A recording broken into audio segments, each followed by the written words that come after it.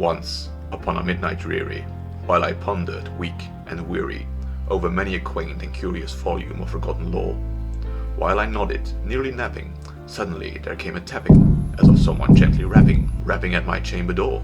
"'Tis some visitor," I muttered, tapping at my chamber door. "Only this, and nothing more." Ah, distinctly I remember.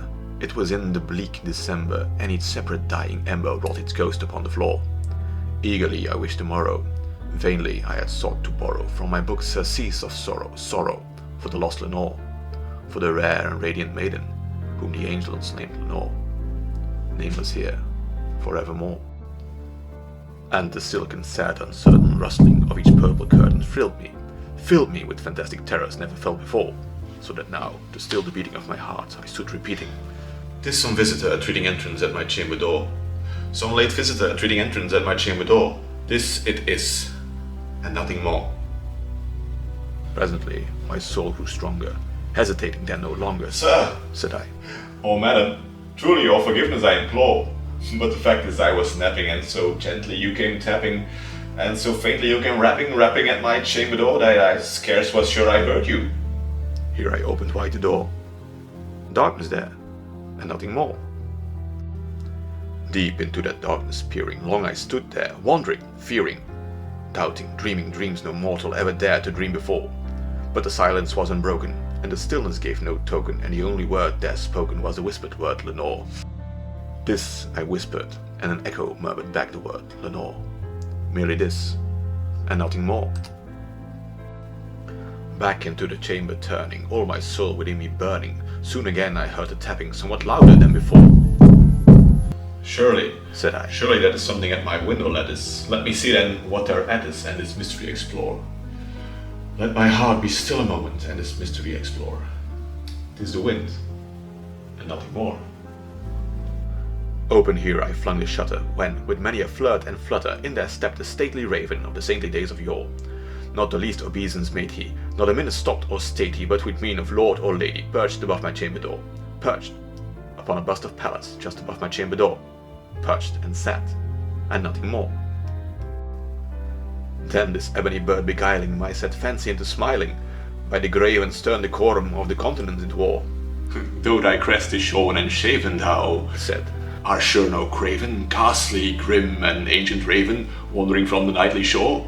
Tell me what thy lordly name is, on the night's Plutonian shore." Quoth the raven, "Nevermore."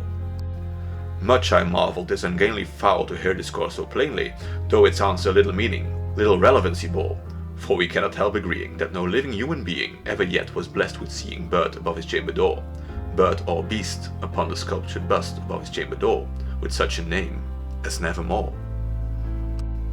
But the raven, sitting lonely on the placid bust, spoke only that one word, as if his soul in that one word he did outpour. Nothing farther than he uttered, not a fetter than he fluttered, till I scarcely more than muttered, "Other friends have flown before. On the morrow he will leave me, as my hopes have flown before." Then the bird said, "Nevermore." Startled at the stillness broken by reply so aptly spoken, "Doubtless," said I, "what it utters is only stock in store, caught from some unhappy master whom a merciful disaster followed fast and followed faster, till his songs one burden bore, till the dirges of his hopes that melancholy burden bore, of nevermore." But the raven still beguiling all my fancy into smiling, straight I wheeled a cushioned seat in front of bird and bust and door. Then, upon the velvet sinking, I betook myself to linking fancy unto fancy thinking, what this ominous bird of yore, what this grim, ungainly, ghastly, gaunt, and ominous bird of yore meant in croaking, "Nevermore." This I sat engaged in guessing, but no syllable expressing to the fowl whose fiery eyes now burnt into my bosom's core. This and more I sat divining, with my head at ease reclining, on the cushion's velvet lining that lamplight glowed door, but whose velvet violet lining, with the lamplight gloating o'er, she shall press, nevermore.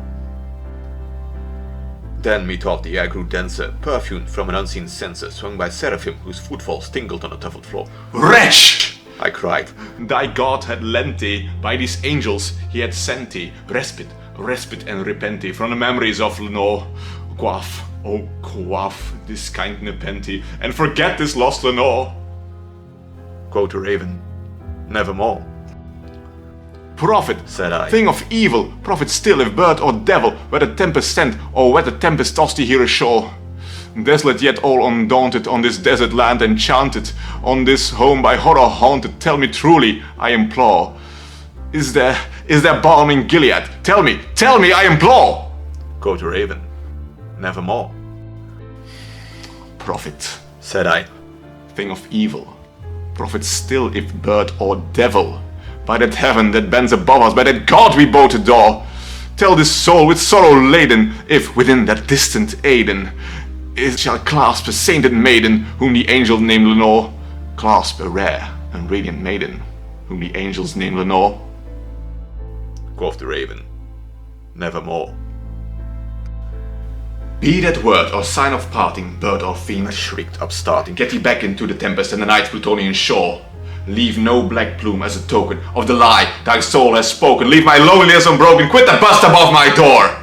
Get thy beak from out my heart, and take thy form from off my door. Quoth the raven, nevermore.